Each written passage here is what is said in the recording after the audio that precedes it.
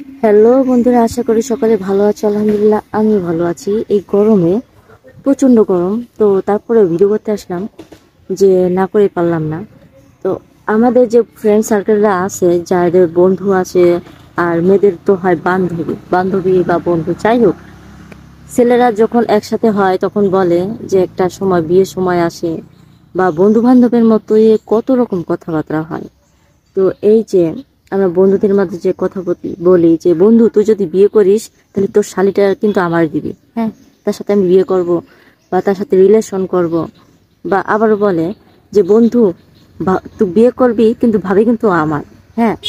তো এই যে কথাবার্তাগুলো, যে হাসি তামাশার ভিতরে যে কথাগুলো হয়, এটা যদি বাস্তবে রূপ নেয় তাহলে কেমন হয়। আবার ওই যে মেয়েরা বলে যে বান্ধবী তুই যদি বিয়ে করিস তাহলে তোর যদি দেবর থাকে, দেবর কিন্তু আমার। কিন্তু এটাও বলে যে বান্ধবী তুই যদি বিয়ে করিস তাহলে কিন্তু জামাইটা আমার। এরকম ধরনের মজা তামাশা করা হয়, কিন্তু এই যে তামাশাগুলা যে বাস্তবে রূপান্তর নেয়, কতটা ভয়ঙ্কর হইতে পারে এটা কি ধারণা আছে? ঠিক তেমন একটা ঘটনা ঘটে গেছে যে ফ্রেন্ড সার্কেলদের ভিতরে এমন কথাবার্তা ছিল যে দোস্ত তুই যদি বিয়ে করিস তাহলে কিন্তু তোর বউটা বাসরাতে আমাদের।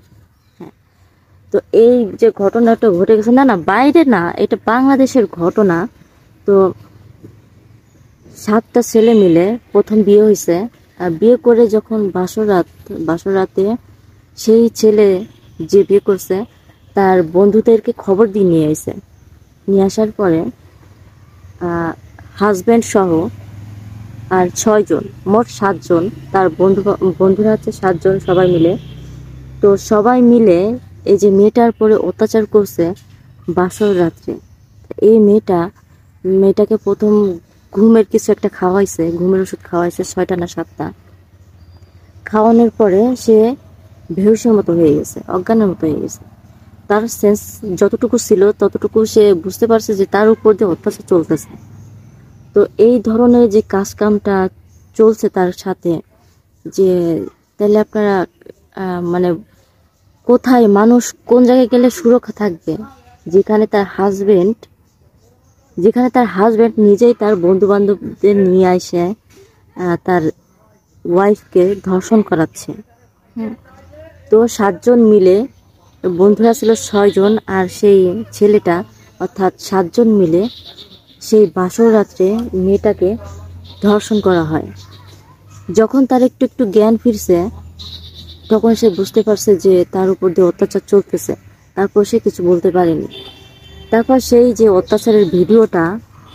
অত্যাচার করছে তখন সেই ভিডিও করে রাখছে, যে যদি তারা ফাঁসা যায় বা যদি তাদের সাথে কোনো মামলা টামলা যদি কিছু হয়ে যায়, তো তখন তারা এই ভয় দেবে যে সোশ্যাল মিডিয়াতে ছড়াই দেবে, না হয় পাগলি হিসেবে চালাই দেবে। তাদের ভিতরে কতটা নোংরা ধরনের, বাজে ধরনের ছিল, বুদ্ধিগুলা ছিল বাজে ধরনের যেগুলা ছিল।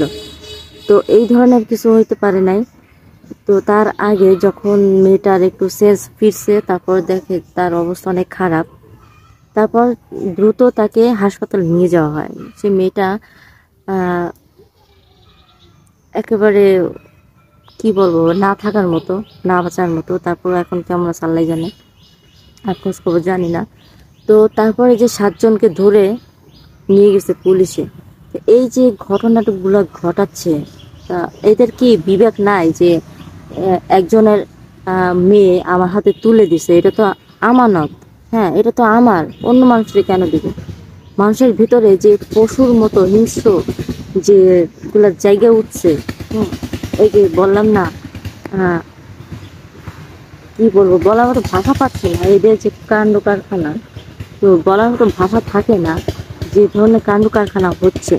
তো বন্ধু বান্ধবের ভিতরে এই যে কথা আলোচনা এগুলো হয়, এটা যে বাস্তবে রূপান্তরিত যদি হয়ে থাকে তাহলে কতটা ভয়ঙ্কর হতে পারে, এটা কি কারোর কাছে জানা আছে? তো আহ, এটার জল জ্বলন্ত একেবারে প্রমাণ, ওই মেয়েটা ভুগতেছে এখন, সে হাসপাতালের বেডে শয্যাশয়ী হয়ে আছে। তো বন্ধুরা, ভালো থাকবেন, সুস্থ থাকবেন, আর এমন কোনো কিছু করবেন না যাতে আপনি নিজে বিপদে পড়েন বা অন্যকে বিপদে রাখেন। তো আল্লাহ হাফিজ।